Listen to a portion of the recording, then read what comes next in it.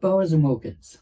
I wanted to have this quick talk, and hopefully this talk doesn't go for too long. And before I say anything, Bowers and Wilkins. Bowers and Wilkins. Bowers and Wilkins, my Atmos speakers, ceiling speakers. Bowers and Wilkins. Surround speakers, Bowers and Wilkins. My surround back speakers are Bowers and Wilkins. My subwoofers are Bowers and Wilkins. That said, I noticed a little bit of a change in their last speakers, their latest 800 series. I was really looking forward to the new 800 series, and their starting range for that speaker, the bookshelf speaker, and I will say I was not that impressed with them. I really wasn't. And if you're going to charge that amount of money, there was a significant price jump in the 800 series, and I was not that impressed. Now, don't get me wrong, I still really like Bowers and Wilkins. I just wasn't impressed with their latest 800 series for the price. And in fairness to Bowers and Wilkins, now, I don't know, as I said, fairness to Bowers and Wilkins, if they said, regardless, people will buy it because of the name. I've had many brands over my 20 plus year of hi-fi because I like to appreciate the different sounds they give. Now, I understand that sometimes they might go for a different sound, but if you're going to charge more and it's not as good as the previous model, then I'm going to go, well, there's other brands out there, I'll go with them. But my next speaker is not going to be Bowers and Wilkins. I recently, and go have a look at the review of the Sonus Faber 8 Generation 2 speakers, the Sonetto range.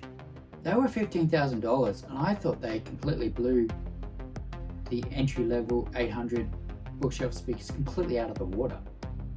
So about $14,500 Australian, so close to $15,000. Yeah, and I actually preferred them over my current Bowers and Wilkins, which I like, but I want a pair. I'm actually going to sell these pair.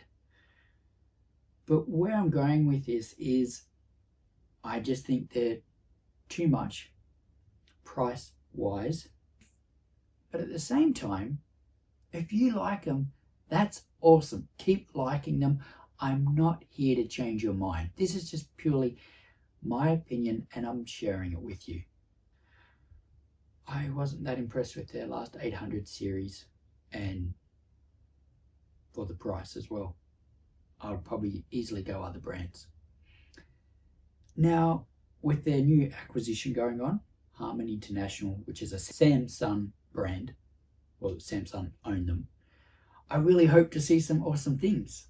I hope to see some good things, and I want to see where the sound and the brand goes. And all brands go through, I thought that with Yamaha. I thought that with Paradigm. Check out my latest Paradigm review. I think they're back to form. I think their speakers, the latest speakers I reviewed, really easy on the ears. Response times were nice, and it's just a nice, easy sound. It's like, well, how could you not like them? They're just easy on the ears. Now, I still have a pair of 600 B&W 600 series in my garage. Those speakers won quite a few awards, I believe, and they were awesome. For the price, they were awesome. And that's the thing, I think some audio brands, it's okay to not have them so expensive. You kind of want to blow out your competition for the price. So again, look, B&Ws might watch this and might not like what I'm saying, but it's just friendly feedback. It's friendly feedback, and I'm still a fan of Bowers and Wilkins. I'm just saying I wasn't a fan of the new 800 series for the price. There. And I'm not a reviewer that writes off brands. I remember when I was looking for a new car, and this reviewer said, I've never liked this brand and I never will. You shouldn't be reviewing. because you've already got a preconceived idea. Even if the car's really good, you're going to give it a negative review. So you shouldn't be reviewing, because you're just putting your personal opinion in there and not being honest and subjective. Because yeah, there's some brands that I thought along the way they weren't that great, but I give them credit where credit's due. If they come back up and produce something really nice, I'm going to go, that's awesome, you're back, that's great to see, that is really cool, and I'm going to give you praise, credit where credit's due. But I don't go in there with a preconceived idea that, or I don't like this brand, so I'm never going to give it a good review.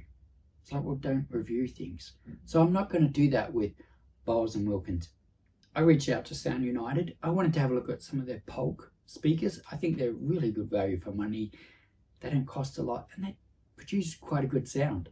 But I didn't hear back. Would like to see where this acquisition goes and what BMW have in the future.